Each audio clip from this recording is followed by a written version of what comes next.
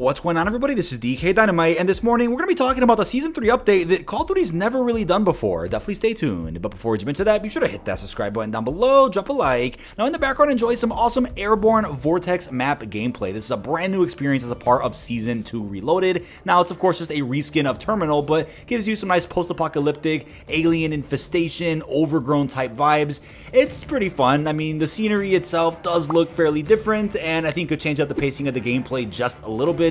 Got some nasty gameplay with the SOA subverter here in the background for you guys, but as a reminder, we got plenty of brand new content going up over on dkdynamite.com for those that want some more article coverage of multiplayer, Warzone, and zombies, plus there's plenty of tweets every single hour on Detonated's Twitter. Thank you guys for over 25,000 followers on that Twitter page, of course, but this is certainly more of a multiplayer focused video for Modern Warfare 3. First off, I want to talk about the fact that during launch of our third season, so on the exact day, April 3rd, we should be seeing the release of Capture the Flag inside of 6v6. This is a mode that's come back occasionally in many previous Call of Duty titles, and then we also have One in the Chamber reportedly coming back during the launch window of our third season. So probably a week or two after the season does begin, you'll see the mode added randomly into the public rotation. Now, I have seen some arguments though that modes like these should just be available day one instead of waiting multiple seasons for them to come back, just for a new COD to come out a couple months after that and then to not see those modes again. I get it's becoming a bit repetitive to have to wait for some of these basic modes, but I get why at the same time they want to kind of spread things out a little bit when it comes to different multiplayer experiences. They don't want to have too many modes live in the game for the sake of the player count getting messy. But overall, if I had it my way, I would probably launch the game with every basic mode that's been around for well over a decade and focus on brand new modes throughout the post-launch, and then while you're adding those newer modes in, then you start rotating some older ones out to make up for the player count being spread a little too thin. That's the way I would do it. But either way, we do have two new modes coming during the Season 3 Reloaded updates, and it's unclear when these are going to drop. They do say mid-season, but they could of course release these before Reloaded or even after. We first up have Minefield. It does mention that it's similar to Season 2's Hardpoint, where it's Hardpoint but zombies, but this is just multiplayer with mines. I'm not kidding. So as they wrote, Sledgehammer Games will be switching on this game variant to a variety of modes like Kill Confirmed, Domination, Hardpoint. Minefield uses the same rules as the mode in question, but with one important addition. When you defeat a rival player, a proximity mine will be dropped at the enemy's corpse. The mine cannot be picked up and remains deadly to the enemy team, but not to friendly teammates. As the action heats up, the scattered mines across the map will ramp up the action. So this is going to be really chaotic, and I really cannot wait to see how possible it really is to streak out in a mode like this. There's just going to be too many mines everywhere, so let me know how you feel about this down below. But then we have Escort, a mode that is very similar to Payload that we saw in Warzone during Warzone 1's life cycle. So you're going to have two teams with unlimited respawns. You're going to face off on a variety of maps, with one side protecting a maw as it maneuvers across the map. Meanwhile, the opposing force is enemy takedowns and the grand prize of vehicular destruction on their mines. The attacking team's overriding goal is to ensure the vehicle reaches its destination, which we saw a glimpse of in the new war mode that we have in Modern Warfare 3. We know in the new war map we have to actually escort a maw through portions of the map, and I think even in the first war mode that came out in MW3's launch window, you also had to escort a tank, so that kind of concept, but on smaller 6v6 maps here for Season 3. Now before we continue, I just wanted to remind you about MitchCactus.com, where you can get assistance grinding camos, nukes, or schematics in MW3. These guys do not use unlock tools or any bannable methods and will actually help you play the game. MitchCactus is also supported by Trustpilot with over 10,000 verified reviews. You can use code Dynamite for a limited time to save 5% off your order. But apart from the modes we're going to be seeing in multiplayer, I want to talk about the mid-season map called Checkpoint. This is what is considered a repurposed experience for 6v6. They're taking a portion of Rebirth Island and putting it into multiplayer. This is the first time Call of Duty, to my understanding, has taken a portion of a Resurgence map and put it into multiplayer, whether it's 6v6, whether it's Ground War. As you guys might have forgotten, when Ashika Island first leaked out during Season 1's window of Modern Warfare 2 last year, the leak itself did suggest that Ashika would be supported in Resurgence, DMZ, and Ground War.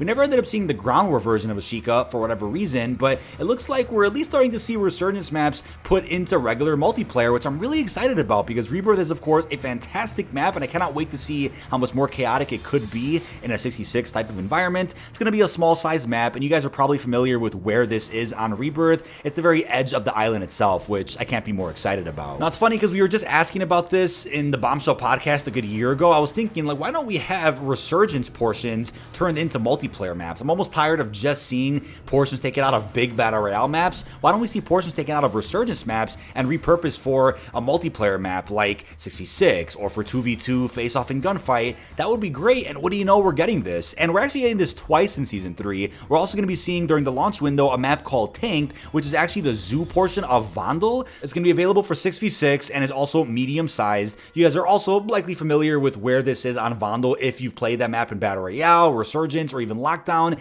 This is going to be exciting. Now, the thing is, you can argue they shouldn't really repurpose sections of Warzone maps when it's not in the same season that the Warzone map released in, because Vandal's going to be almost a year old now. But I actually don't mind this because, in all honesty, I don't really go to the zoo all that often when I play Vandal, and Vandal is honestly a map that I think is most fun while playing Lockdown, or I guess BR for the sake of going for Champion's Quest. But when it comes to Resurgence on Vandal, it could be a lot of fun, but the sweating just gets a little too frustrating with stairwell campers, and it just gets a little nuts at some points in time. So when it comes to seeing this in multiplayer now, at least this map will last forever, where I do think Vandal's probably going to get vaulted in Warzone relatively soon. But to also address something that Call of Duty's doing for what I believe is the first time is adding in 6 total 6v6 maps in a single season. You can argue 3 of them are completely original, while the other 3 are technically repurposed or reimaginings of older experiences. So this is something that I didn't expect to see, because initially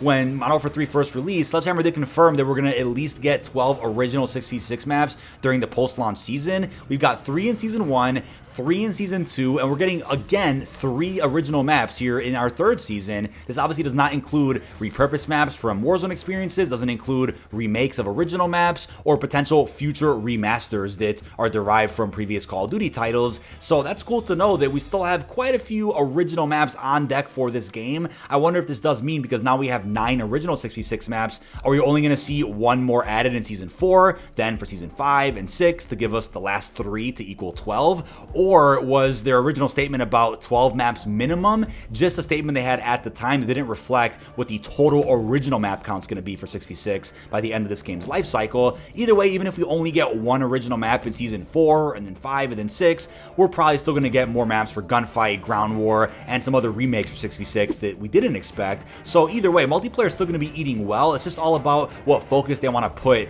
in each individual component of multiplayer, right? They want to put more focus into 6v6, into Gunfight, Ground War, the War mode, or whatever else. They're probably going to make sure things are evened out every single season, but this season in particular certainly has a focus for 6v6 when it comes to multiplayer. So we have this beautiful map called 6 Star. This is a map that I find really fascinating because it looks beautiful in the gameplay trailer. People have compared it to Raid from Black Ops 2 based on the layout that we could see in the blog post image, and I believe some content creators were flown out to Dubai to the exact hotel which this map is based off of. I'm not sure what's going on with that or when they're going to be sharing footage or gameplay from that event. I'll keep you guys posted there, but the map looks like a lot of fun. Cannot wait to play it. It is considered a medium-sized map, and in all honesty, Sledgehammer has done a great job with a bunch of small-sized maps and even some medium-sized ones, right? I think Modern Warfare 3 has a really great selection of maps, let alone the remasters from 2009, so looking forward to playing this one. But we next have a map called Emergency. This is also going to be available at launch with 6 Star. This is going to be more of a small-sized experience, and it takes place in Arizona, a medical facility to be exact, and it has a pretty cool environment, really nice scenery, very dark and gloomy, kind of takes place during the sunset, and I think it looks pretty cool based on the gameplay trailer alone, and I'm really excited to see more original experiences available at launch. They're not just releasing 1 or 2 day 1 and then the rest during mid-season. They're releasing quite a few day 1, and they're saving just 1 original map for the mid-season, as we're going to get to in a second. We're also seeing a remaster during our launch day of Season 3. This is a map called Grow House. It's actually a reimagining, I guess you could say, of Sphere from Call of Duty Vanguard. I believe that map was also released during that game's 3rd season, and the original version in Vanguard took place more so in a desert, kind of in the middle of nowhere, and it had a pretty cool canyon type vibe, but this version is more so in the forest. You get a much different storyline for the map, as you guys probably saw in the gameplay trailer, and it goes along with the 420 theme that Season 3 is going to be emphasizing quite a bit throughout the month of April. Now, apart from that small map known as Grow House, we also have one more 6v6 map coming during mid-season, which is known as Grime, and it's considered brand new even though it's derived, I believe, a bit from the campaign. Doesn't bother me at all, but it takes place over in England. The map looks pretty cool. Again, a pretty small-ish layout, but you can see the graffiti everywhere, and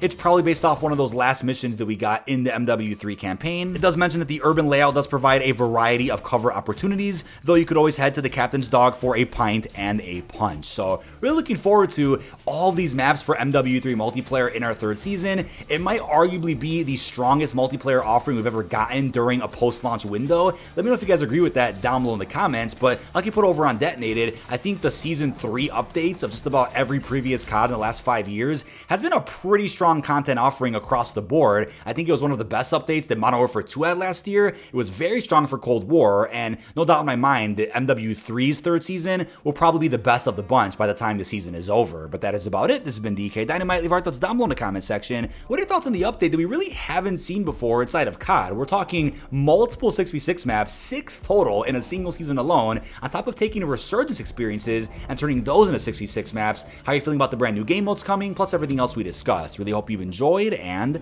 peace out, everybody.